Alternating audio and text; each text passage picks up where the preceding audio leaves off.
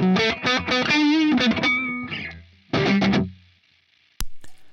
folks, what's going on? Mitch Hammond, what's going on, brother? Hope you got your Les Paul thing figured out. I know you were having some issues with some ground noise or something like that. It happens. It happens. That's for sure. Hold on, let me just get myself all settled in here. Hopefully this is working. Just doing a quick test tonight. Just checked a couple of things on my setup. Trying to set up a couple of patches on the Helix, and I needed to see if it was sounding online as it sounds in here, which is always debatable.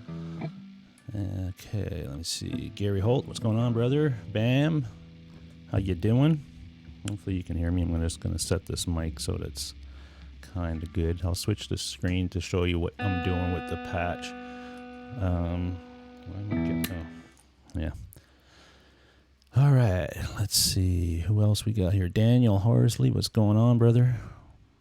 So I hope you guys are doing well. We got a beautiful day here in Ontario. It was like 26 degrees. That's I don't know what that is, and what you guys in the States, what that would be. But it's hot. It's nice. And I was out on my bike this afternoon. I get Fridays off. I take Fridays off in the summer months, starting in May until the end of September. I take all my Fridays off as part of my vacation package, and gives me a chance to do my yard work and all that stuff on Friday mornings, and then I've got Friday afternoon to do something else. And I went out for a nice motorcycle ride this afternoon, and it was a good time. And yeah. So I've been playing with the Helix for the past, well, as you know, for a long time, but for the past couple of weeks, really diving in and setting up some patches and getting things all, worked out the way that I feel for my sound and my tone and everything, and getting them really, dialed in. The patch that I'm playing right now, it's not, well, I just started this patch tonight, and that's why I needed to see, I wanted to try to go live with it in this format, basically just super simple patch. Let me bring up that screen. GFX1, is that how you do it? Let's see. There you go. So I did turn on the gate right off the bat, if you can see here. And if I take the gate off, you hear a little noise. It's not that bad, but I've got it set very low. And turn it on, basically it makes that little hissing and all that stuff go away. But right now, this mic's going to be kind of weird because I'm just putting my mouse over a little closer here so I can navigate the screen. Can you guys? Yeah, you guys should be able to see that when the mouse is moving, I think. Maybe not. All right, but anyway, regardless, I've set up just a simple path here that has a wah that begins with, so that's not activated unless I press on the wah. I've got a compressor, which I don't have activated right away, right now, because I'm trying to dial in the tone just using the amp and a cabinet. And I've got a boost pedal here.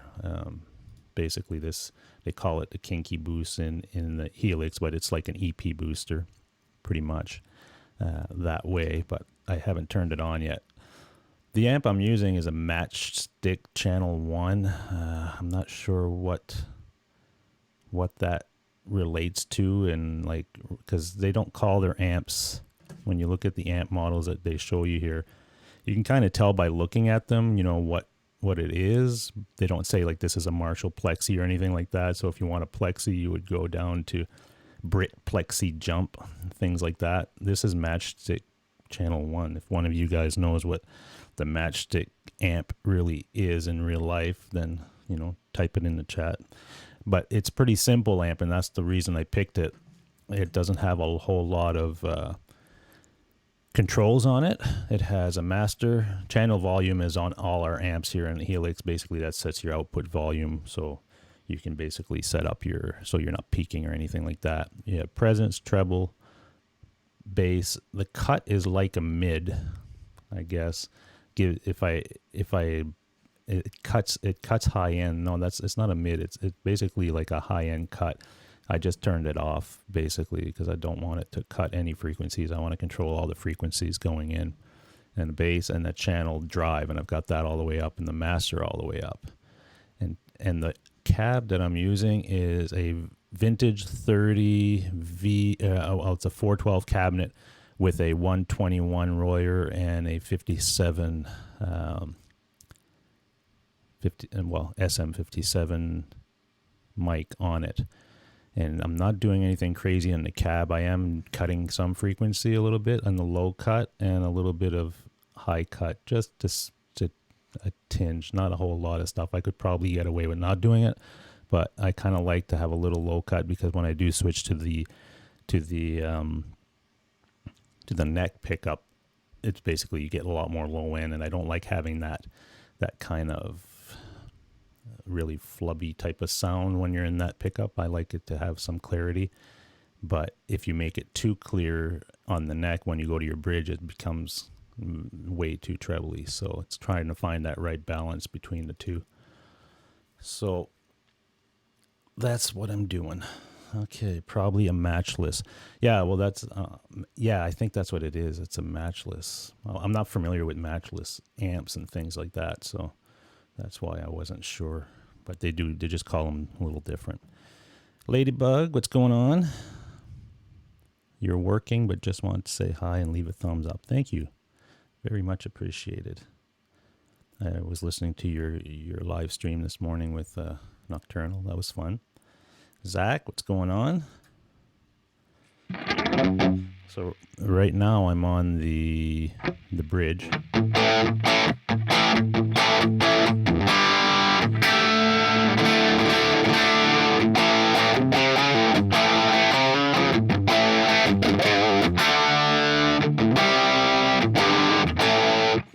I just wanted a nice kind of, not too, like there is a lot of distortion, but it's not crazy saturated. It's just a nice, rock sound that cuts through a mix. And I like to have, like, with certain amps that I've tried, sometimes it's way too saturated, and when you hit a chord, you don't hear all the frequencies. And I try to set this amp up so that it gives me that right amount of distortion and grit, but at the same time not too saturated where I can hit a G chord or whatever and hear.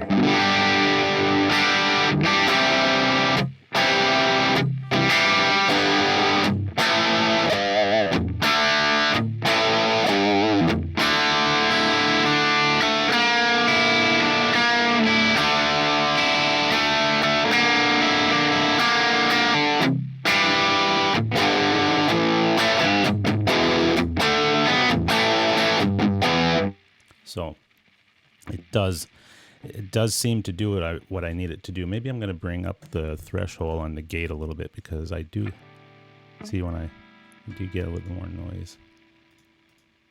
Get rid of some of that by doing that. With the gate on the Helix, you can set it right at the input. You don't have, like, there is noise gate pedals included in the Helix, but I tend to just try to use this input gate and not use any other gates, and I can usually get away with it, but I leave the decay like right off pretty much at 10 milliseconds or whatever, and that doesn't seem to affect anything. But the threshold, I have to bring it up depending on the amount of gain that I'm pushing, and I try not to get more than halfway, because if anything past halfway, you're starting to cut into just some of the tone frequencies and stuff in the sustain. So I think right now I'm in a good spot, because if I let go of the pickups a little bit more, there we go.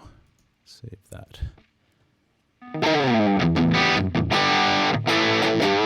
Hey, Janice. No problem. Hey, I just went live because I was testing some stuff, and I just hit the live button. And if you want to join, you're more than welcome. Marsman.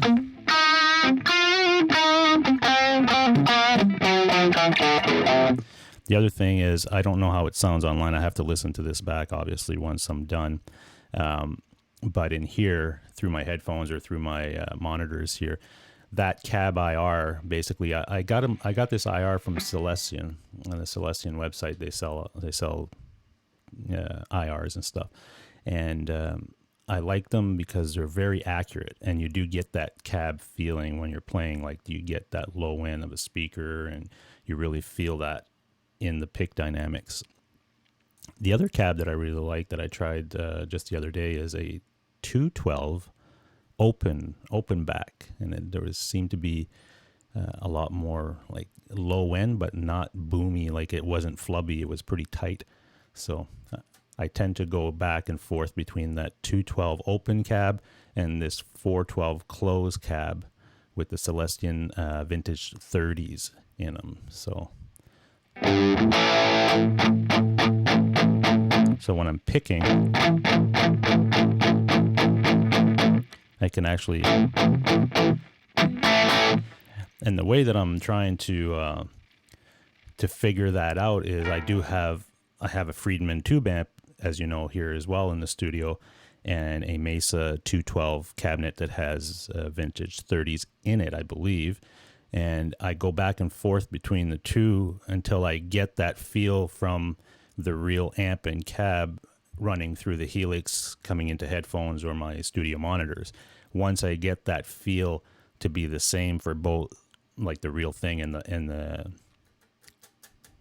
Helix, then I know that I've reached that point where I can start to build on. But I always start with this pretty basic type of patch, which doesn't have much on it, as you see. Hold on, let me just hit that again. And the amp, I mean, I can choose any amp I want, but I'm just trying this one tonight because I've never really played with it too much.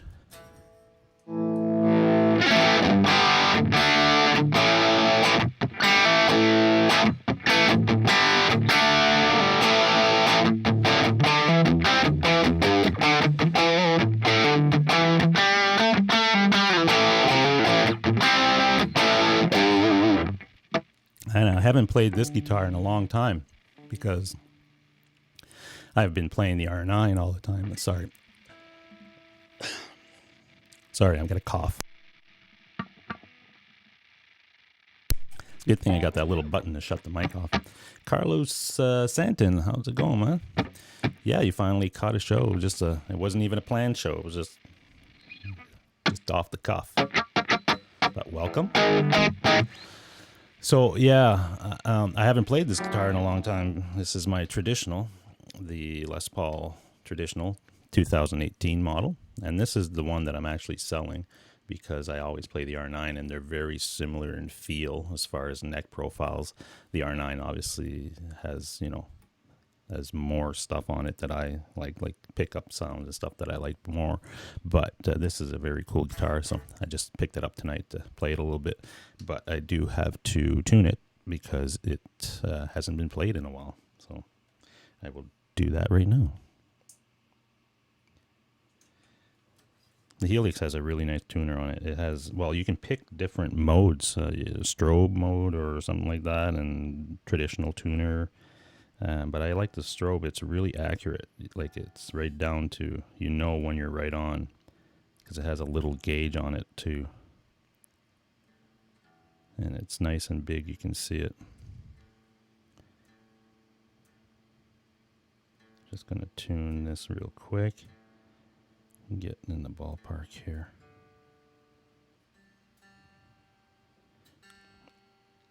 So that's one thing with my guitars, and they all do it because of the temperature change. We've had a month of May that has been very cool and not very humid at all or anything compared to other times or regular years.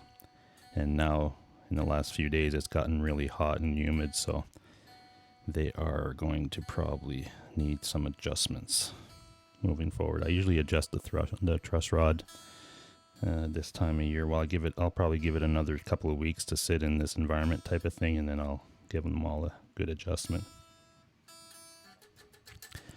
Hey, Dave Byron's in the house. Welcome. Okay, let me just hit that.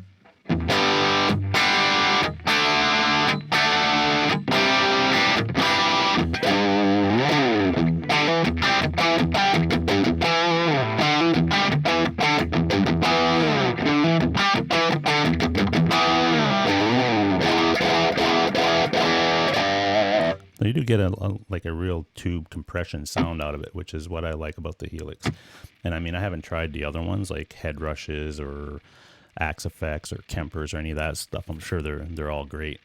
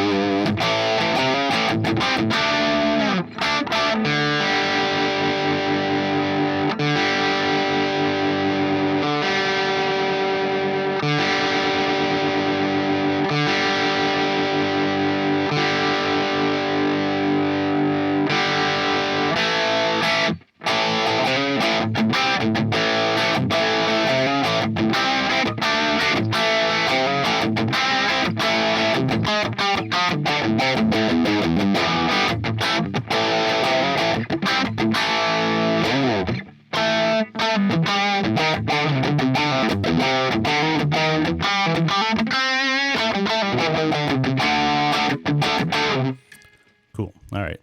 Yeah, so that'll give me some tones to work with. What I usually do, because I try to do it like I would do in a real life situation, is add my effects that I would have in my real rig. And one of the things I always have is that EP boost. So what happens if we turn that on? So let me just ring a chord out and turn that boost. It might go too loud, but we'll see.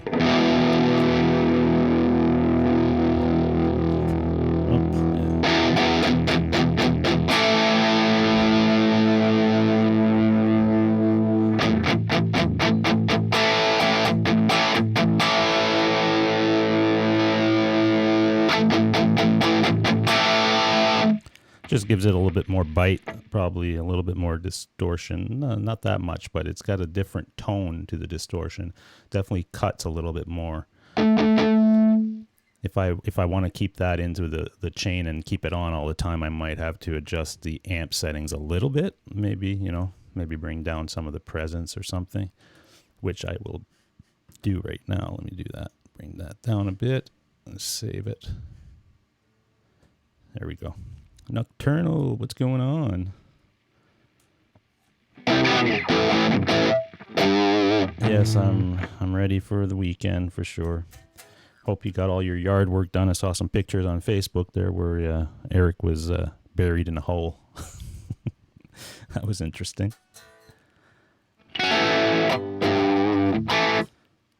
James Severin, I'm doing well, James. Okay, hold on 1 second, and I'm just going to tweak something here. One more time.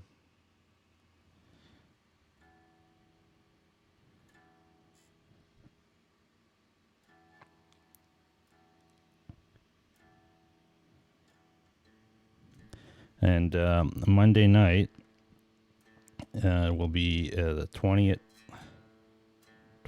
show for me, because I've been going live on Monday nights on a regular basis since February, I believe, was the first show.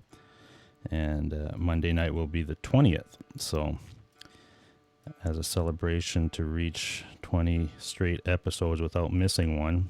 Even did one when I was really sick. I don't know if you guys remember that one. But was able to get through and do 20 of them. Or I will, if I can make it to Monday. You know what I mean? Never assume. But so that'll be the 20th one. And what I plan to do on that one is, hold on, I'm just going to keep doing this while I talk here, is do a giveaway. And what I'm probably going to be giving away, unless something changes and I find something different, is going to be a pedal. It's going to be the, hold on.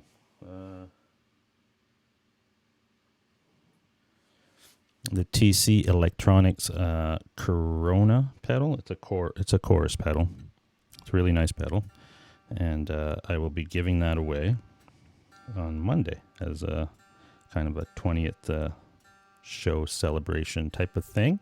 R2, what's going on? And the way we're going to do that is I'll probably do it closer to the end of the show when we have everybody in the chat. and we'll just run a random numbers generator from Google.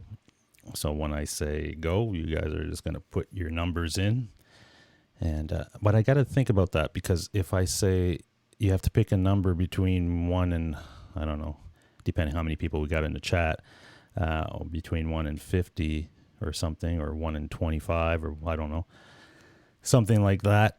Yeah, the only thing is it's easy, because then you just hit the random number and the person who gets it or closest to it would win. But if two people pick the same number, that's the only thing. How do you do that? So maybe somebody I know Nocturnal and Eric and them have run that before. Maybe they can give me a solution. What's the best way to do that? Because I want to make it fair for everybody. So as soon as they put in their numbers, if two people put in, I don't know, say 7, and it lands on 7, how do you do that? Do you have like a tiebreaker? Between those two people, you run the numbers again? Make sure you say without going over. Yeah, for sure. We'll do that. Will be the closest without going over. And then if anybody picks the same number, and it would probably, do a tiebreaker. Yeah. Okay. So that's what we'll do. It'll be the closest without going over. And then if there's a tie, then whoever's part of that tie will redraw, and then they will pick a number again, and then we'll run the numbers generator, and then the winner gets the pedal. And it's a free thing. So I don't know. I think the pedal is, well, in Canada here at Cosmo, I believe it's $140 or something like that. But so just thank you to all you guys for supporting the channel and supporting my show and coming on Monday nights with me, and making all that stuff exciting and working for everybody. And so I will give that away and ship it to whoever wins it. So good luck if you're there, right? All right, so let me go back to this.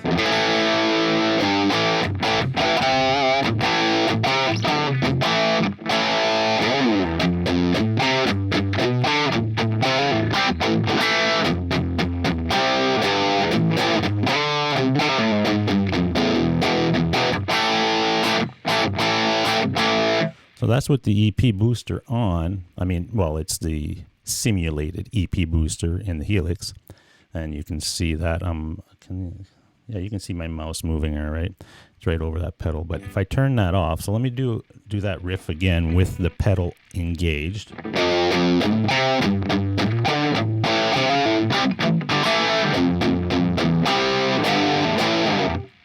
Let me do it without that pedal engaged now.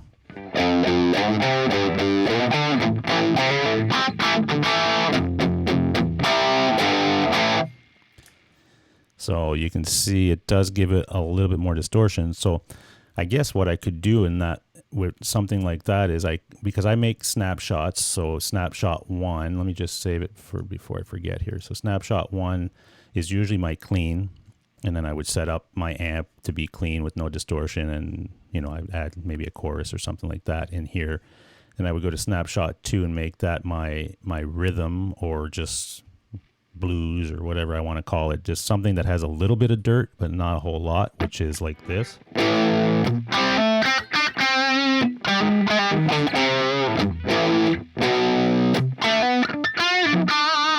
Right? Just something very simple.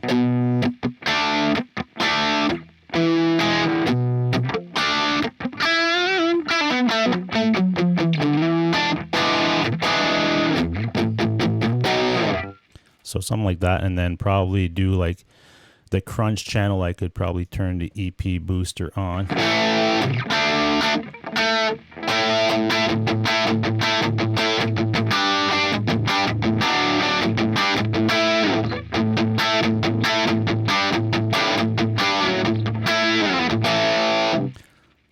And that would work. And then my fourth snapshot would probably be the lead channel, and then I would just either add an EQ to the end of the chain and boost up the signal or something like that. But I would keep it pretty simple Like for something like this, it's pretty. I don't add a whole lot of stuff to it. As long as I can have some feel to the actual pick attack, and I can hear all my notes ringing out when I hit a chord.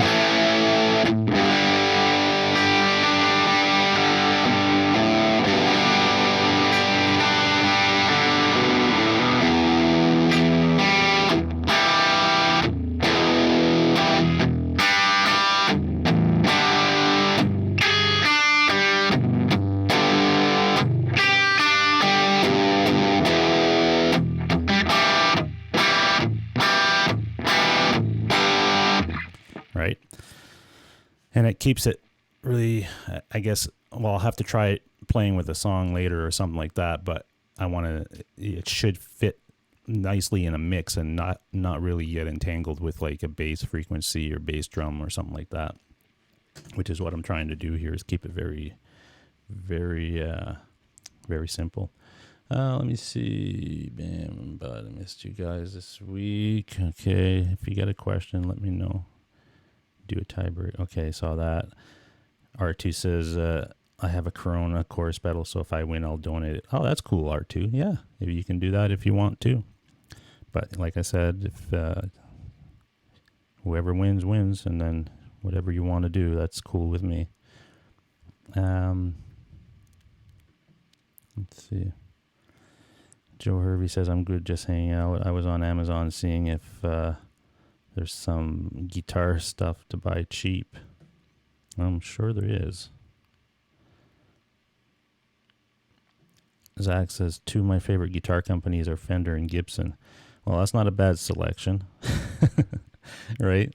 You can't go wrong with either one of those. Joe Hervey says, I was going to order an amp this week.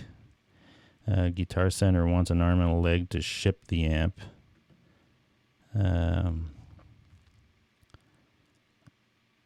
And New York taxes come out to like half the used price of the amp I wanted. Wow. Where are you located?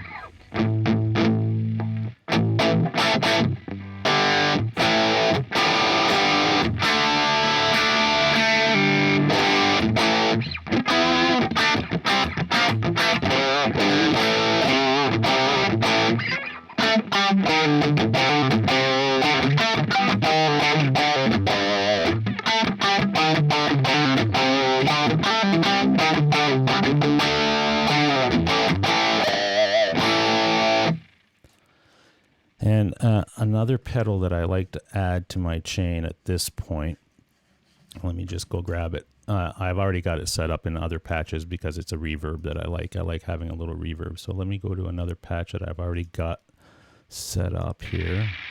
Yeah, there's probably going to be a lot of that noise because the patches are, I'm on Crunch channel on this one. But I'm just going to grab this. See how easy it is? You just select it, copy, go back to my patch that I was in, hit a block somewhere. I'll put it here, maybe paste it.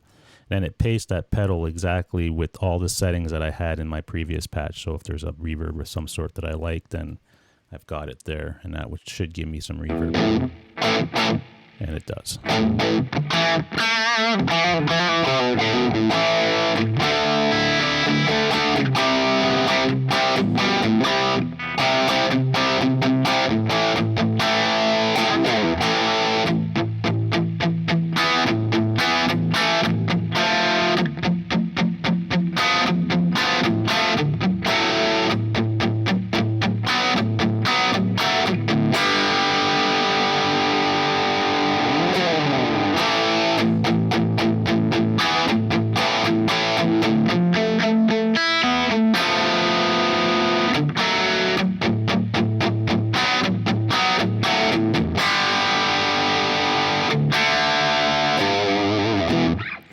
So just a little bit of reverb. I always like having a little bit of reverb in there.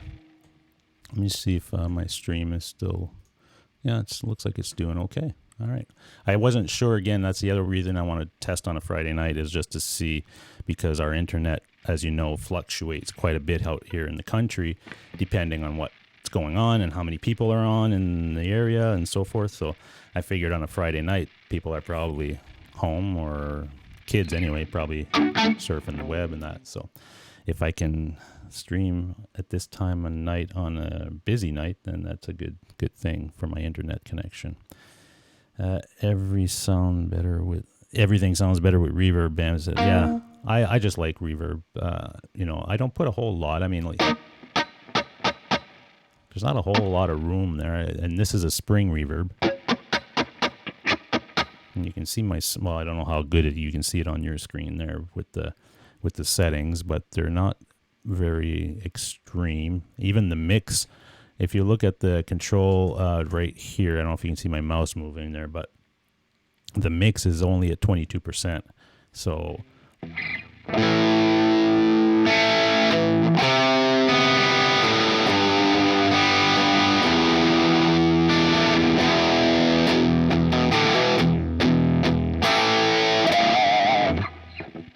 it's not very high in the whole scheme of things.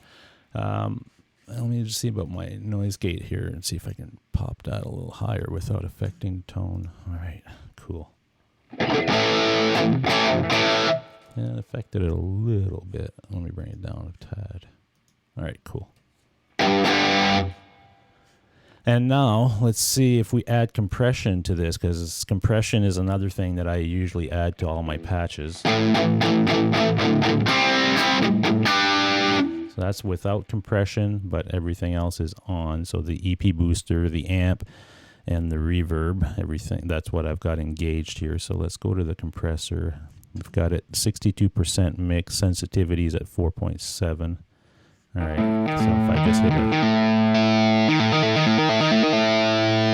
let me bring the level down a bit.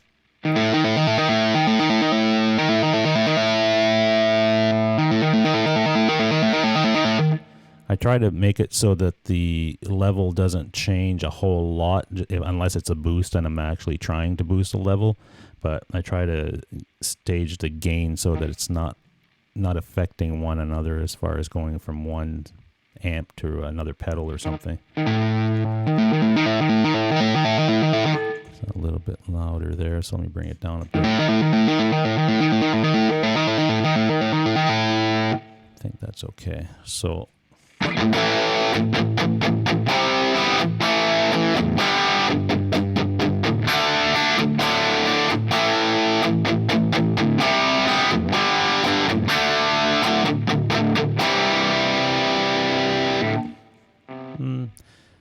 I like it either way. Let me see if I turn it off now. Do that same thing.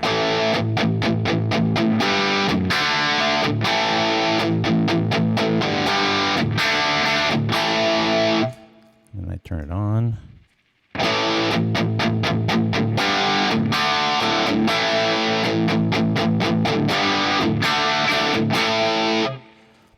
Yeah, I think I like it. Let me just bring down the sensitivity a bit. Maybe bring it down from the mix to maybe 50% in the mix, or just over 50%. And that should give me a little bit of that sponginess that I like.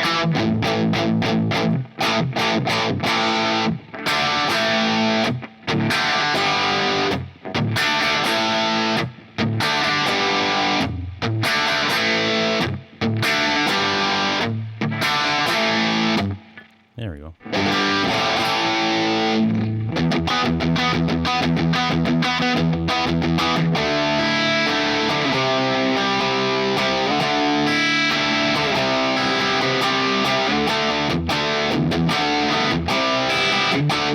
Yeah, I like that.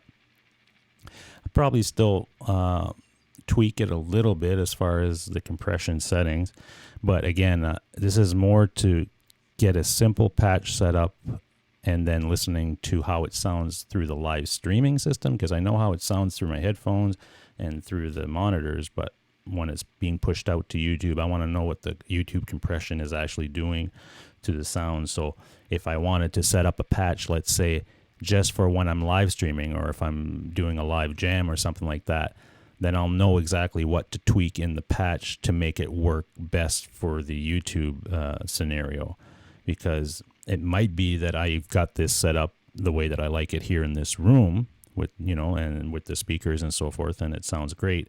But as soon as you push that to YouTube, and YouTube applies whatever compression or whatever it is that it does on its end, then it could sound like total shit. So at least it'll give me kind of a baseline that I can work with and say, okay, on YouTube, I need to adjust the compression to be this much instead of what it is here. Maybe the distortion or the drive pedal might have to be adjusted so it's not so, either it's the low end is too much or the treble is too much. But that's kind of the goal here. Let's see. Reverb is a must for anything. Yeah. Just makes things a lot, for me anyway, it brings the ambience out a little bit more.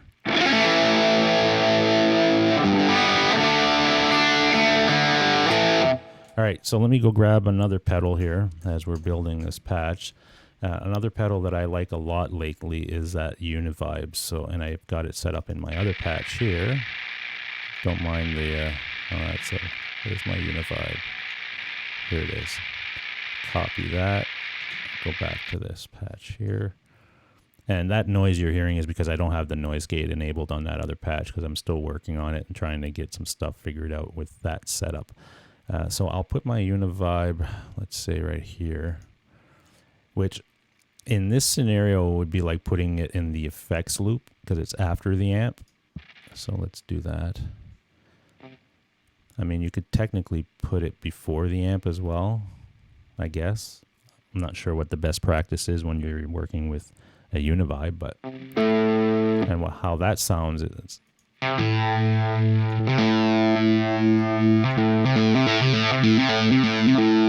bring down that level on the Univibe a little bit because I don't want it to affect the overall volume. There we go. So that would sound something like.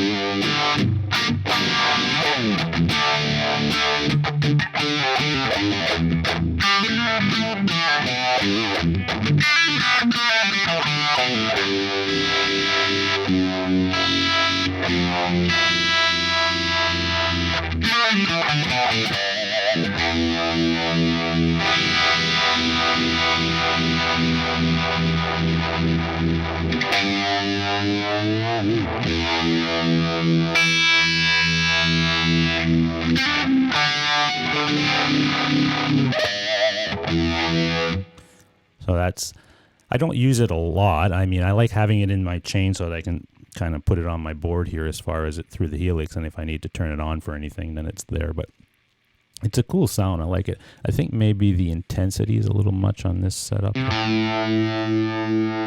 down a bit.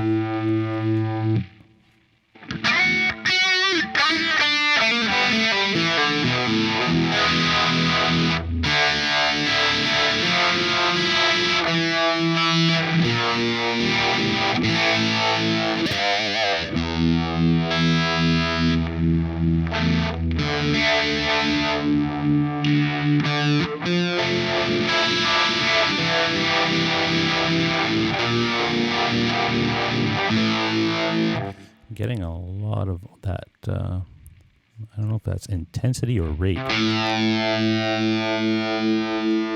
There we go. Might be a little less craziness.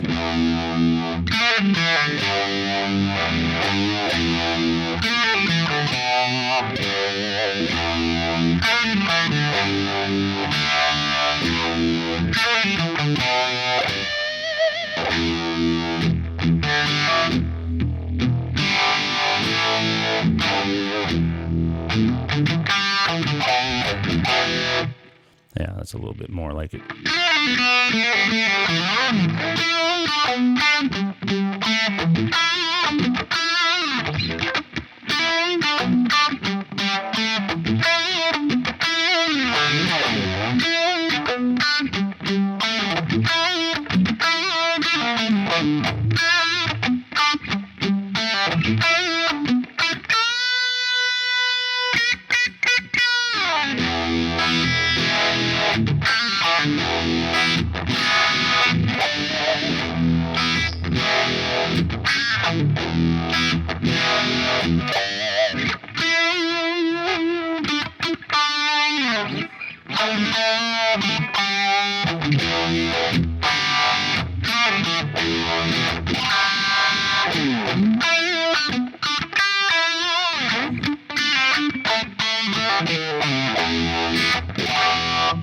Yeah, that's good. That's what I like right there.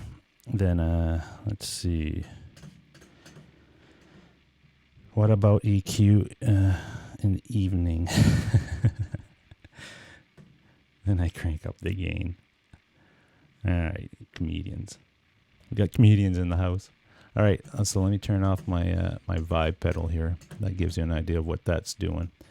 I always add a delay, but I use it only for certain situations. And the delay I like, go back to my other patch. Makes it easy. Once you set up a patch with the effects you like, you should save it, and then you can go back to it to draw from it if you need like certain effects. So I'm going to grab this, copy this delay, go back to this patch that I'm working on here, and I'll add that delay maybe right here. Paste that. And that should give me a nice, this is a transistor tape delay. Let me turn it on. There we go.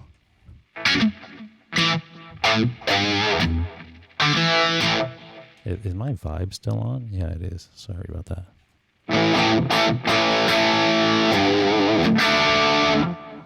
Okay, that's fine. And my boost is still on. It's weird when I put the mod that it really changes the...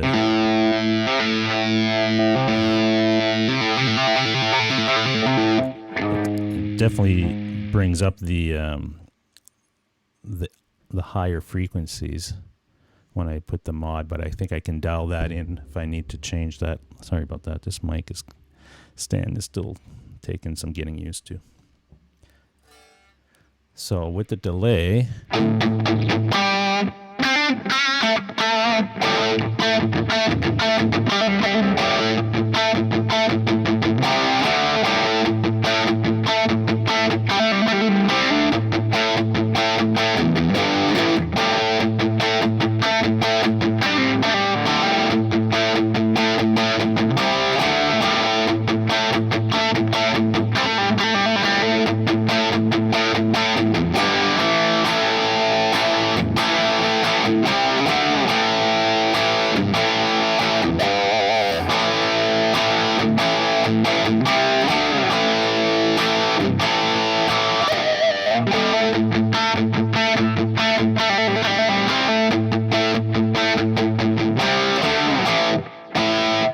so just a little bit of delay.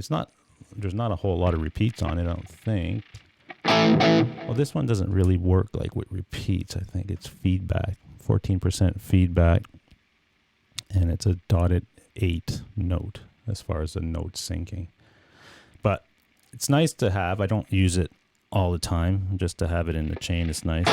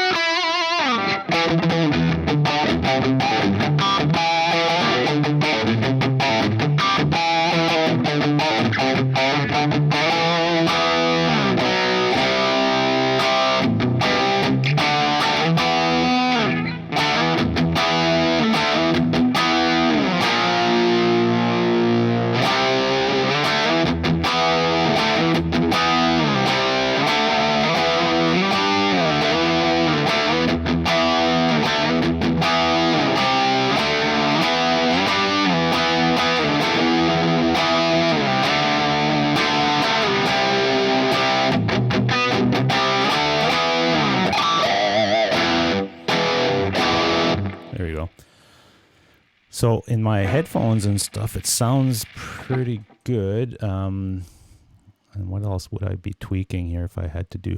Again, it's really meant when I set up my patches to cut through a mix. So when I'm playing it just by itself here, and you guys are probably hearing that as well, it's probably a little bit more of a high frequency in the mix. But if I put that with a song or something, then it would sit right where it needs to when I'm recording. And I try to set it up that way, even though that if I'm just playing by myself here or whatever without any other instruments happening, I would probably tend to bring the high end frequencies down a little bit or boost the low end. But I try to set it up this way and play that way so that my ears get used to having this tone, so that when I do play live or play with a band or play with a mix, then it doesn't seem so foreign to me, I guess. More metal. Metal. There's a lot of metal. Oh, hold on, let me just adjust my chair.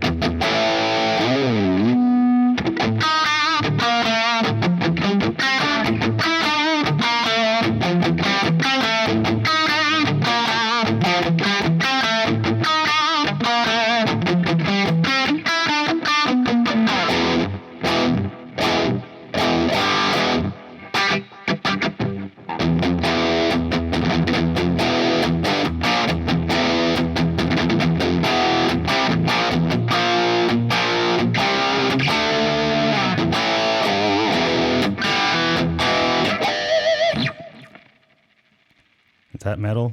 I don't know.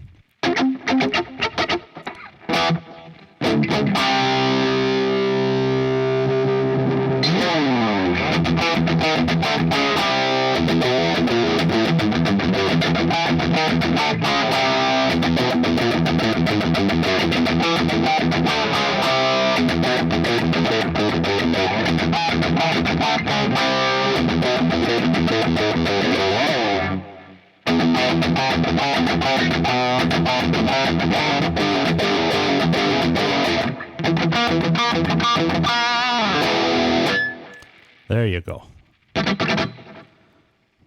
That's a metal. Man, I haven't played that. When I play Metallica, and the funny thing is I used to play in a Metallica tribute band back in I'd say 91 to 95. I played in a couple bands at the same time, and one of them was a Metallica tribute band, and I was a bass player, obviously, back then. And everything I did, man, was just down pick all the time. Now when I try to do that, I still tend to try to downpick everything, even Master of Puppets or something like that. But, man, when you haven't done it in so long, you're definitely feeling it. Let me see. All right, I think I'm still streaming. Let me see. Yeah. I don't know. My software just said internet connection something, but it looks like I'm checking my YouTube stream here and it's still coming through. So just put it in the chat if you see something weird, because I don't know. You know how it goes.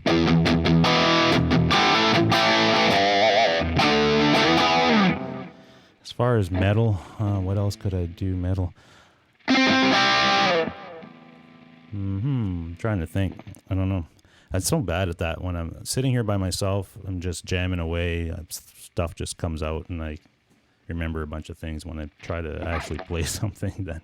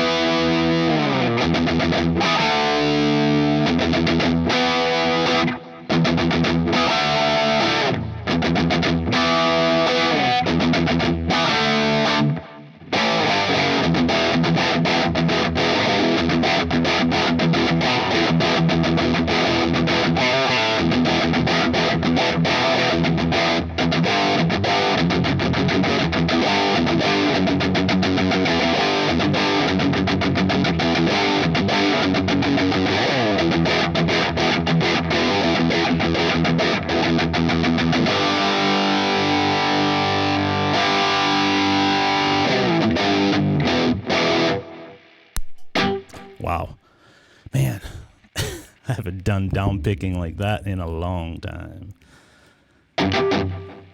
But I can't play that type of stuff, Metallica or something like that I used to play all the time. And the way that I played it like James would play it, basically down pick everything. So now when I try to do it, even though it takes me a while to get my down picking back, even if I tried to do like a up and down type of pick playing that stuff, I wouldn't feel comfortable for me, and I'd probably screw it up more than anything. Scott Connor, what's going on, brother? Jay Steen, what's going on? Yeah, so as you can see on the screen, the patch that I'm using is just a simple, very simple patch using the Helix.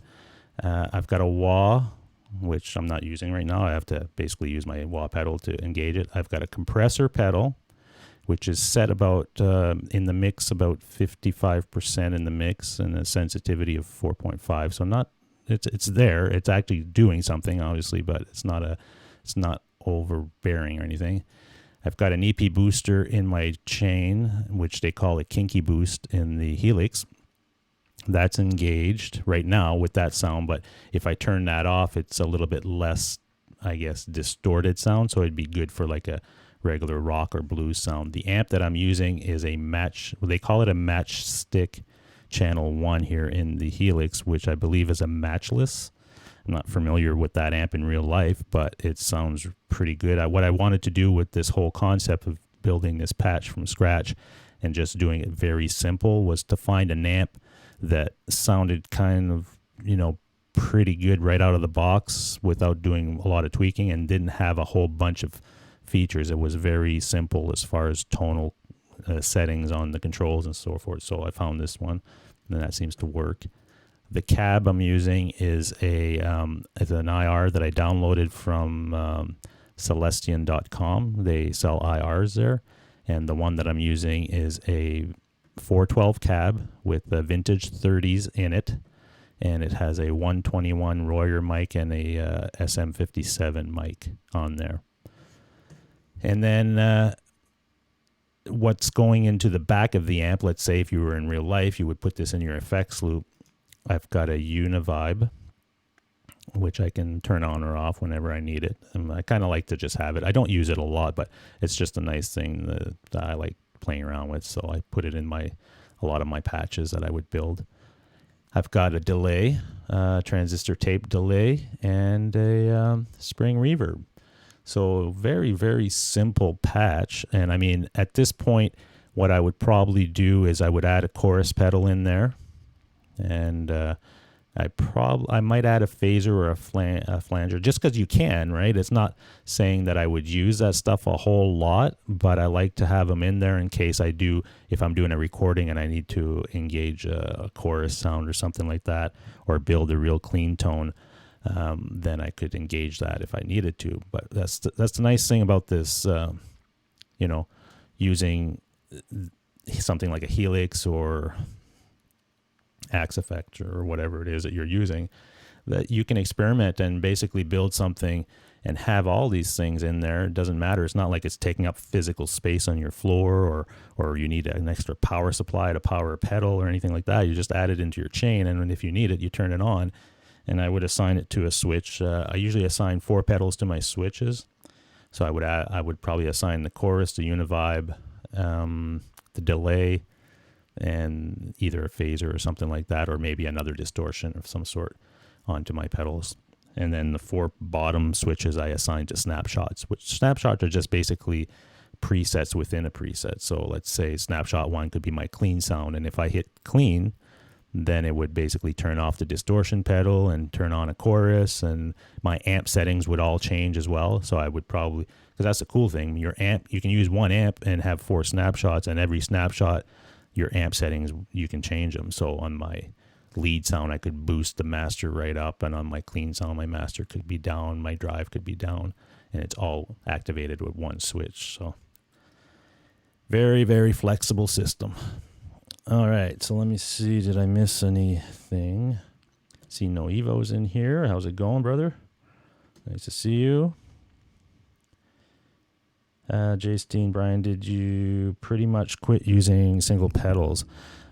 Well, I still have my Friedman amp and my pedals and stuff. I still have that in the studio, and I'm not sure if I'm getting rid of that altogether to go completely Helix. But what I've been doing over the last month is really diving in and just using the Helix, because I found myself switching from one to the other and not really diving in and giving the attention it needed as far as really seeing what I could get out of it. So that's what I've been doing. I've been trying to just stick with the Helix for the last 3 weeks or so, and I turned on the Friedman amp last week, or this week actually, for the first time in a long time since I started just diving into the Helix, just because I wanted to see how close I was in my patches to the Friedman amp with the real cab in the room, and that's how I'm judging these IRs and stuff, to see which ones are really accurate and which some of them that maybe aren't as accurate or don't have the same feel, because I'm trying to get that same feel that I have with my Mesa 212 and that Friedman tube amp. And then when I set that in my room here, pretty simple with the Friedman amp, you just have a few controls and you set it and you're good to go. And then I go into my Helix and I set that, and if I get the same type of sound and feel with the Helix that I do with the real amp and cab, then I know that I'm on the right path, and then I build from there, which is what I've done with this patch, is basically just super simple. Let's see how far I can get with it, and I don't know, like, again, I don't know how it's translating to you guys coming through YouTube, because that's why I wanted to do this test tonight, is to run the tones that I'm hearing in my headphones live through YouTube, and then I'll listen back to the YouTube stream and see how close they are to each other, and if there's any tweaking that needs to be done on that front. Let's see. Joe Irby says it's a 2K amp. Not sure which amp you're referring to. Is that the amp you're buying or something? And Nocturnal is back. Will, how's it going, Will? And we've got Dale Palmer in here. If I didn't say hi, hello. Hope you guys are having a good evening. When I came on to do this test, I just did a quick check to see if anybody else was live, and I didn't see anybody else was live. Usually Phil McKnight is on Fridays, but he wasn't on tonight for some reason, so I figured, okay, well, there's my chance to try a Friday night test with this stuff. And it seems to be working. Friedman, they're a lot, right? Yeah, Friedmans aren't cheap. The one that I have here is the Runt 50, and in Canada that sells for $2,400. So, and if you want to get like a BE 50 or something like that, you're looking well over $4,000 here in Canada. So, yeah, they're not cheap, man. They're not cheap, but they are very good. I'll give them that much. I mean, do you get what you pay for? I think you do. I guess you are paying a little bit of a premium for the name, I suppose, but I can attest that the amps are really, really good. Like, I mean, it doesn't take much to dial in a tone, and they're very, and what I like about amps, the big selling point to me when I try an amp is if I can get a good distorted sound, heavy and bluesy, one that's a little bit less heavy and one that's really heavy, and still hit a full chord and hear all the notes like that.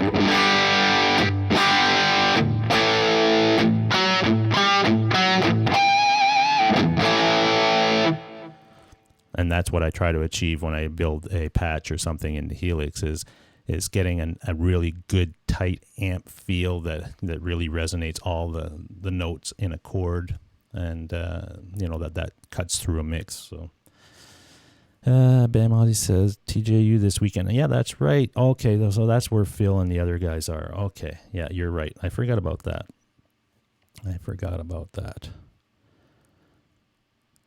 Burning Rain. I'm not sure. Burning Rain, is that a band or a name of a song? Jay Steen, I got a ton of pedals, but wouldn't mind trying a Helix Stomp for cab sims and stuff. Yeah, I mean, I don't think you can go wrong with trying it. And if your music store has a good return policy, at least it gives you a couple of weeks to play with it and see if it will work with what you're trying to do. The Stomp is really good. It's just what you're looking here is the Helix LT is the one that I have, and it's the same as the full version of the Helix as far as the stuff you like, how many effects you can put in one patch and so forth. The Stomp will have all these effects and all these amps and cabinets and everything, same as what's in my Helix. But the only thing is, you'll only have you'd be able to put 6 total as far as like the pedals. So you could have like a compressor, an amp, a cab, and a couple of effects. So 6 in total is what you have with that processor that's in the Stomp. But I mean, I've seen guys like, I could do a patch here. Like right now, I don't have that much more. I've got 1, 2, 3, 4, 5. Yeah, 5, 6, 7, 8. I've got 8 effects, 8 blocks used in here, and I've got a really good tone. If I want, I can take the Univibe out. So there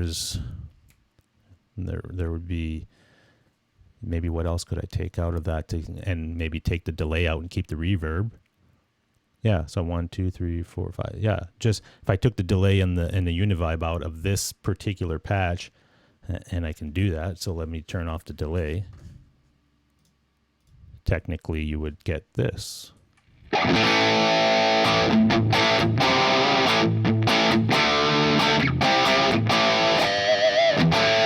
Right? And that's just 6 blocks activated. That's it. And even in the Stomp, what you probably, I don't know, you can buy an extension pedal that if you wanted to have a wah or something like that, because I've got a wah in here. So technically, you could keep the delay in there if you didn't have a wah pedal that you were engaging. Or, I mean, there's multiple things you can do with the Stomp. Burning Rain is, Doug Aldrich Band. Okay. I've never heard it. That's good to know. I love Doug Aldrich. He's a great player. I saw Doug Aldrich when I went to Vegas. Not the last time I was there, but last year in 2018, I went, and he was playing with some.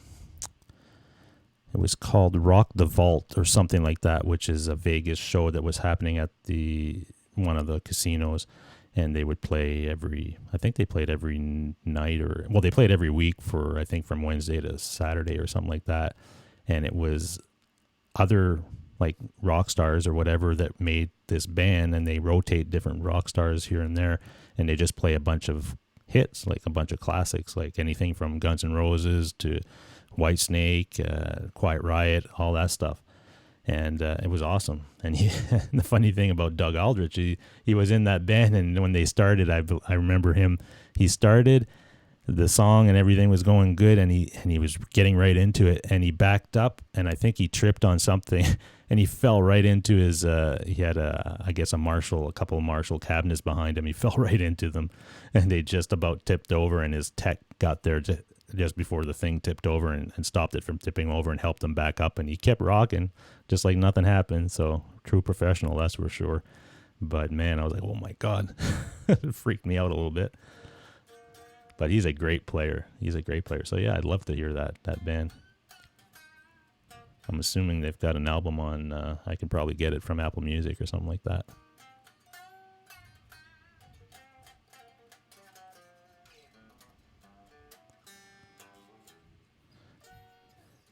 Nocturnal put, what is that, a snake? A snake icon there? Any good floorboard effect pedals under 200 that is good, or maybe one that is used would be open to Digitect. Yeah, I mean, I'm not sure. I haven't looked into the other stuff that's out there. I've kind of been focused on the Helix stuff, really, but I'm sure there are other ones. It's just your mileage will vary at that point when you're getting in, you'll have to try it to make sure it can work for you for sure. Is there anyone that doesn't at least like one song from Whitesnake? I love Whitesnake. Do I like all of the songs from Whitesnake? Probably not, but I love a quite a bit of them. Every time I hear a Whitesnake song come on the radio, or if I'm listening to Sirius Satellite or something in my truck, I definitely turn it up.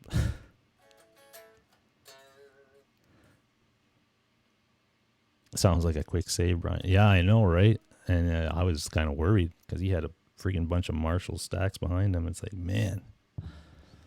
But yeah, he was getting right into it and backed up too fast and tripped, but his tech was right there. So they have 3 albums, Will says. Okay. Well, geez, see, you learn something new every day.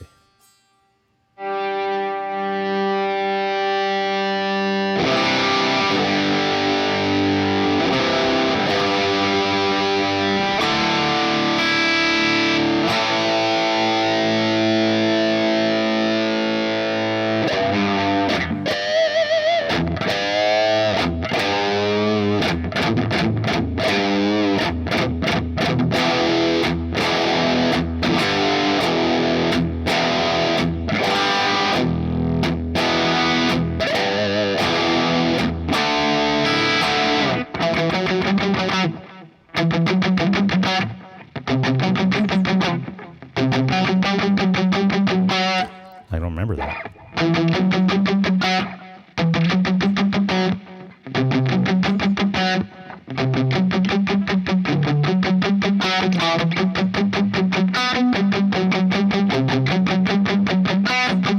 Something like that.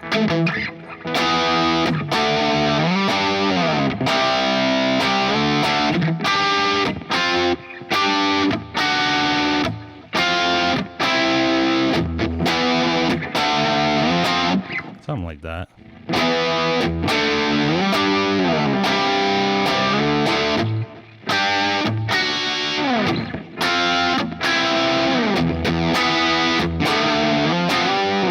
Man,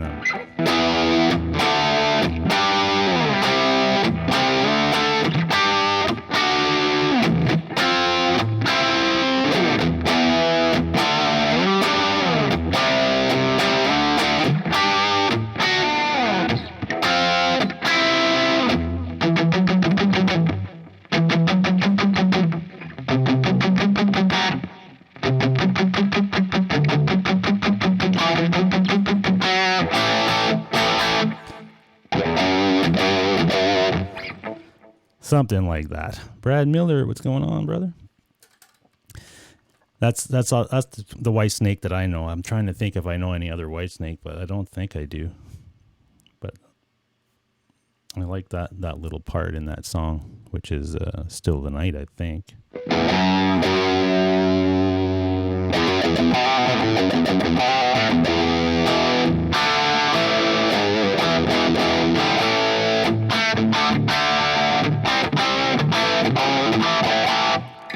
Yeah, so this is a traditional. I haven't played this guitar in since I got the R9. So it's been a while. Figured grab it off the rack back there and give it a shot. I like going to the middle position of the Les Paul pickups and then basically dialing down the neck pickup a little bit. So right now this is both pickups full. And I like to just dial down that neck. There we go.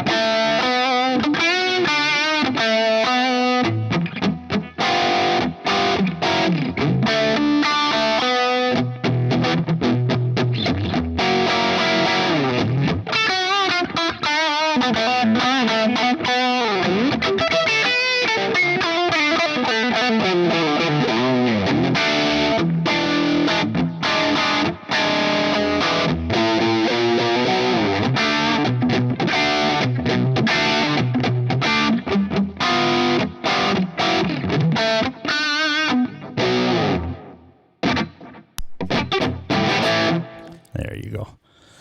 Yeah, so I'm liking that sound. I think that will work as far as just a quick and easy patch to work with not a whole lot of stuff going on in it, and then I can build on it. Thing that happens when you get a Helix or something like that is you have everything, almost too many things to add to your patches and to play with, which is great. I mean, don't get me wrong.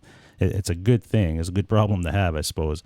But what happens is a lot of guys will get into it, and instead of focusing on that core tone, just something very simple, get it up and running where you really like it, not adding all these bells and whistles to it that you might not ever use, and might add more, I guess, different things to your tone that will probably take away from the actual raw grit of something like a good rock tone or something in the feel of your pick attack and so forth.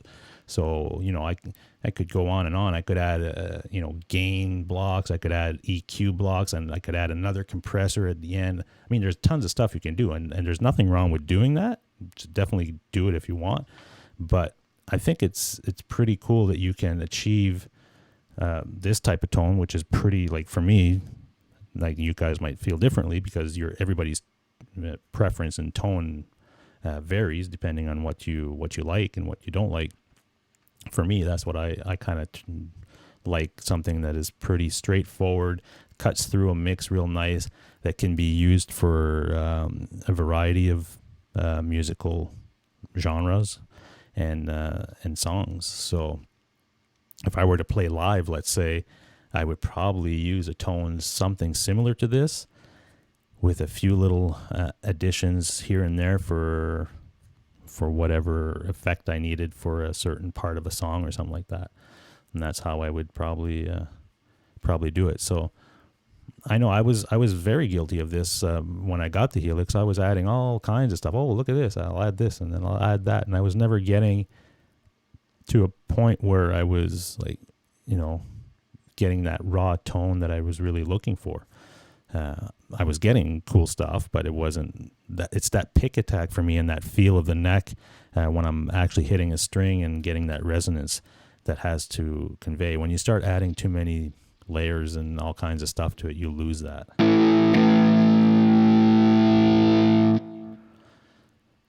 Let's see.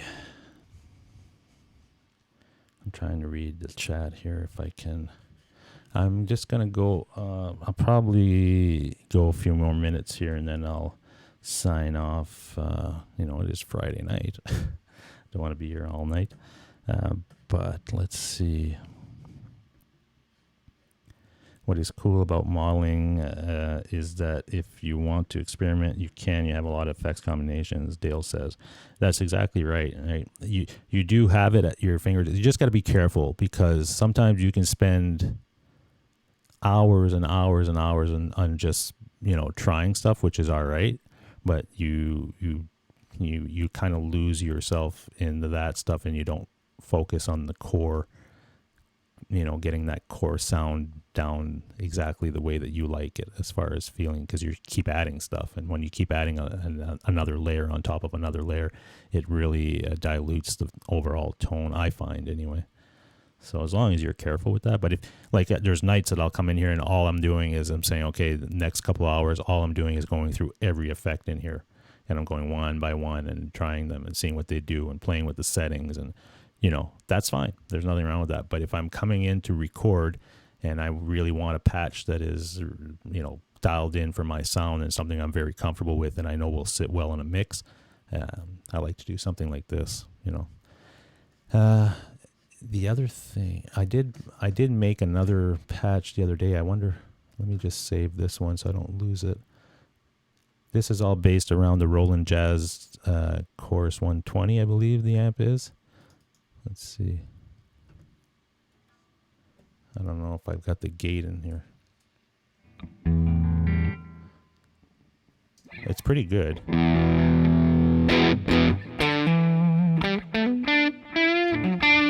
me go to the clean patch.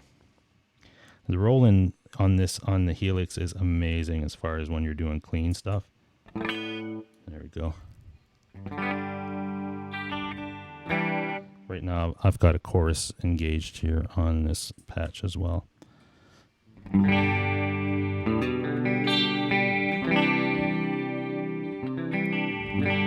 That's the Roland amp.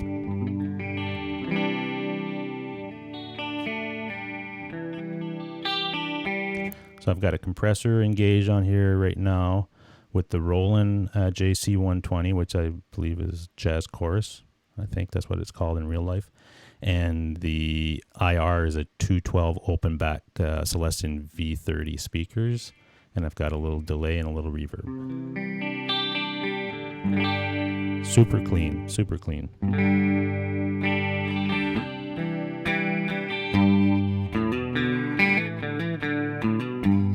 Brad says, have you tried the compression at the end of the signal chain? Jason says, yes, I did.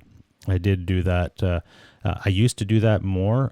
Right now, what I'm trying to experiment with is putting the compression at the beginning of the chain. I've tried it both ways, and I seem to be getting a little bit better results for my style of playing, putting it at the beginning of the chain. Because I've done the same thing that I have Jason Sedite's patches. I've actually bought them off the Helix website, and so I do have that set up. But I've every time I've done that, I've downloaded, a patch from somebody who's made one. I always tweak it a little bit. It never comes direct from them into my system, and then I play it like it's dead on. I always have to tweak it a little bit. But what I like to do with that is look at how they've put their patches together. And with Jason's patches, he always puts an EQ at the end with a compression at the end as well. So I play with that a little bit and see what it does if I don't put a compression at the end and I put it in the beginning. Things like that. And for me, the one in the beginning, which is the way that I would run it in real life, is the way that I seem to be getting. I mean, they're not, I call it better results. They're better results for me.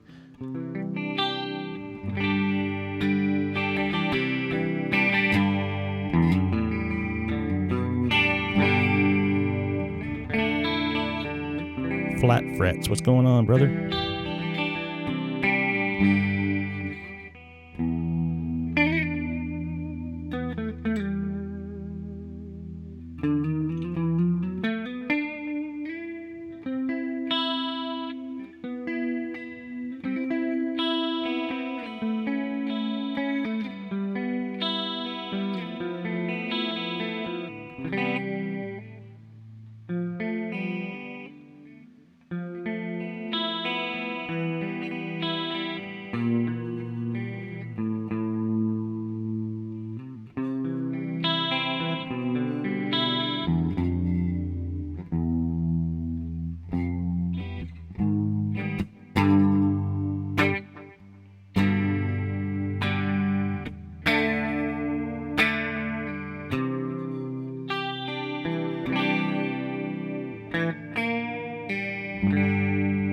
So yeah, I like this amp a lot for clean. But the funny thing is with this amp, because it's so clean, you can put drive pedals in front of it and it sounds amazing. So right now, it's on the clean channel. So if I go to my rock channel, which is basically, I'm going to go back to my bridge pickup here for that. I'm just trying to see my Helix when I've got this stupid mic in front of me. So now I've clicked on to the rock channel, and what that did, the only thing that did that's different, it changes some of the amp parameters. As you see here, these amp parameters are they're all in white, and that's because I've changed it. You can change it. So if I make a change in this snapshot, which is called rock, let's say I want to bring up the bass to 10 or something, it'll only be affected when I go to the rock snapshot. If I go back to my clean snapshot, it'll go back to whatever I had it set in the clean, that's the other cool thing about the Helix, is you can set it per snapshot, which is pretty cool. But anyway, in the rock patch here, I've got a couple of distortion pedals here, and one of them is the Timmy. They call it the Timma here, but just a Timmy with the Roland amp, just a little bit of distortion, right? Which is awesome, because I haven't changed amp here. I'm still using a JC 120, which is a super clean amp, nothing. So I'm just putting a little bit of drive in front of it to give me, you know, the amount of distortion that I'm looking for. And in this rock patch, I just want something like an AC/DC, not even as much as AC/DC, probably more like I'm trying to think of something that would have less.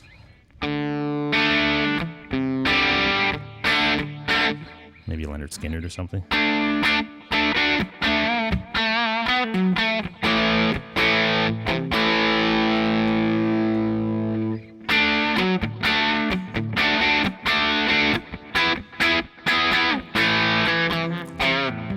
Let me shut the delay off here. Maybe that'll give us a better. There we go.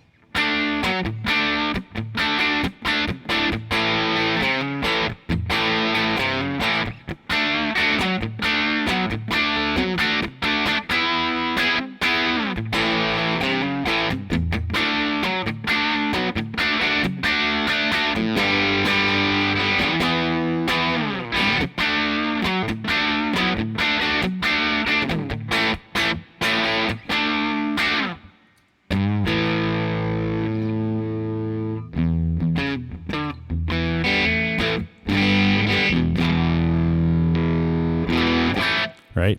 So that's just a little bit of drive. Now if I can even add a different distortion to give me more crunch or more metal type of, not even metal, just a little bit more crunch. Let me see what, so that'll, if I go to my crunch snapshot, that should turn on a different distortion.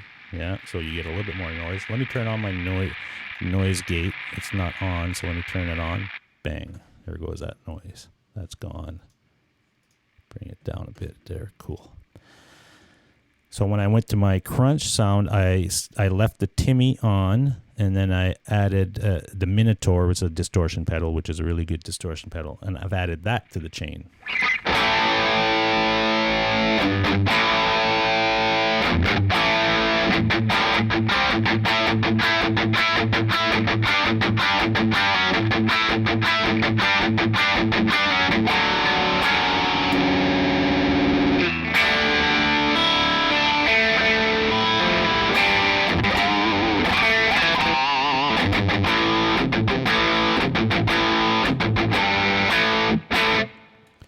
So that adds another layer, and then if I go to my lead channel, which will add another layer.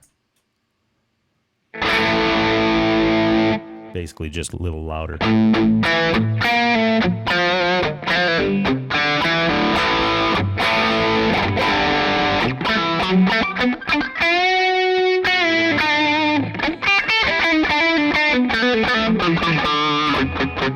So if you can tell, the pick attack is very, with that cabinet, that's a 212 open back cabinet.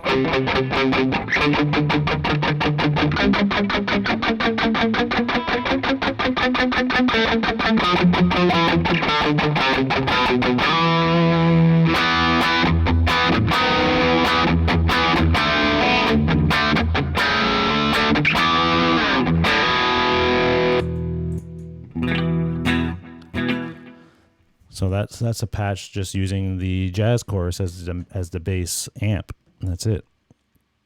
Let me go to, and I've got one. Now, the other cool thing with the Helix, you can have 2 amps in one patch. So in this patch here, let me turn on the noise gate. Noise gate is not on this one. Let me turn that on, bring the decay back down, threshold back a little bit till I hear it. Right about there. Cool. So in this particular patch, I'm using 2 different amps. I'm using, if I go to my clean channel, it'll activate this amp, which is a JC120, a Roland JC120. And if I go to a rock patch, it's still using the JC120 with a Timmy in the front like the other patch. If I go to my crunch patch, now I'm using a Friedman amp. See, I've got another amp there, and that engaged that amp when I went to the crunch part. And I still keep the Timmy on, and I engage the Friedman amp. So that's kind of the cool thing with the Helix. You can have multiple amps for different sounds. So patch 1 is a clean sound, and I know that the JC120 is my best clean amp that I found in the Helix. So I put that amp as the main part of that tone, and then add chorus or whatever it is I want on top of that. But here's the Friedman.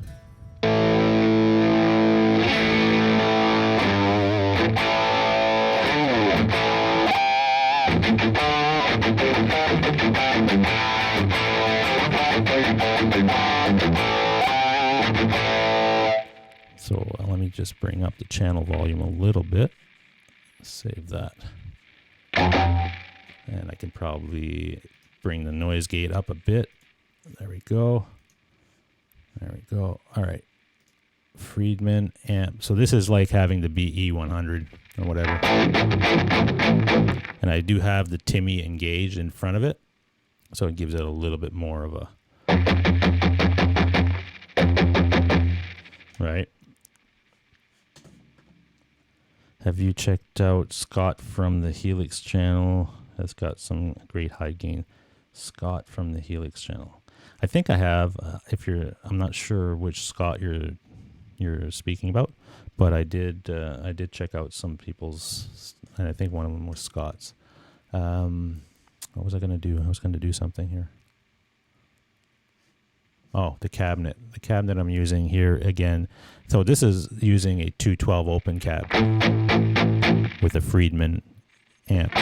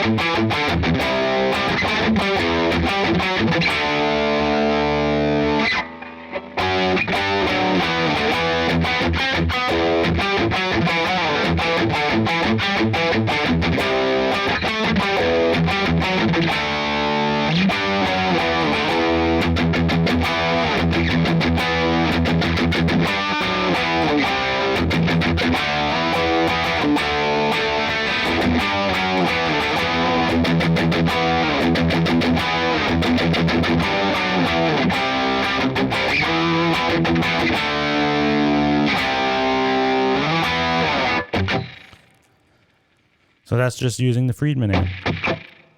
And that's that was Striper, by the way, for those wondering.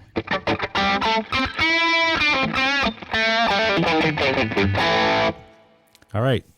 So I think that's, it's 8:30. So that's it for me tonight. I just wanted to do a quick live stream, nothing planned. Again, Monday night, if you're around, 7 o'clock will be my show, my regular show. We'll be giving away a pedal that night. It'll be the 20th episode, so in celebration of getting to 20 episodes without missing any. And we'll probably have some other stuff to talk about, and maybe check out something else and gear-wise anyway. And if you're not subscribed to the channel, go ahead and hit subscribe and, get that out of the way. And then we'll do the draw on Monday. We'll do it towards the end of the show, so make sure we get everybody in the chat, and we'll do a random number picking thing that we have on Google, and I'll put up the screen as you see here. Let me go to my other shot here. Where's my mouse? There you go. Now you can see me. So we'll do it so that I'll just tell everybody, okay, pick a number. And everybody in the chat will pick a number. We'll run the random Google thing, and you'll see the Google thing on the screen as you did when I showed you the Helix settings. And you'll see what number comes up, and then it'll be the closest one without going over. If there's people that pick the same number in the chat, then we'll do a tiebreaker between those two people, or three, or whoever picks the same number. And that's the way we'll do it. All right. So have a great weekend, folks. I hope to see you on some other chats or whatever during the weekend. If you're online, if not, that's cool. Enjoy the weather. I know I am. It's supposed to be a beautiful weekend here, so I want to get out, ride the motorcycle, and enjoy the sun while it's here, because it's been a long time coming for us anyway in Canada. And so be safe out there, and play some guitar if you get a chance. If you have any questions for me, you can put it in the comments. I respond to all the comments at all times, so no problem there. And you can also reach me on Facebook and Instagram and all that stuff. Let me put that up here for you to get if you need it. Remove that. So yeah, there's my Instagram right there, and my Facebook page, and my regular website. Regular website doesn't have music related stuff right now. It has mostly my photography stuff, but I do plan to update that soon when I finally get a little bit of a chance to work on it, to maybe make it in two sections, to have a section of my website that is dedicated to my photography, and the other section will be dedicated to the music part of it. So hey, Brian Stewart. Sorry, buddy. I'm just about to sign off, but you can watch the replay if you're interested in it. Just a lot of Helix talk and going through some presets, settings, the way that I do things, and maybe get some value out of that if you're interested. But again, Monday night, 7 o'clock, we'll do the pedal draw, which will be the Corona, TC Electronic Corona, which is a chorus pedal, which is a really cool pedal. And that should be it, folks. Scratchy okay. Scratchy pots. Yeah, I think my pots are okay. No, they're not scratchy. They're good. All right, folks. Have a great weekend, and we will talk to you on Monday night, if not sooner. All right? Be good, and be safe, and go play some guitar. All right? Take care.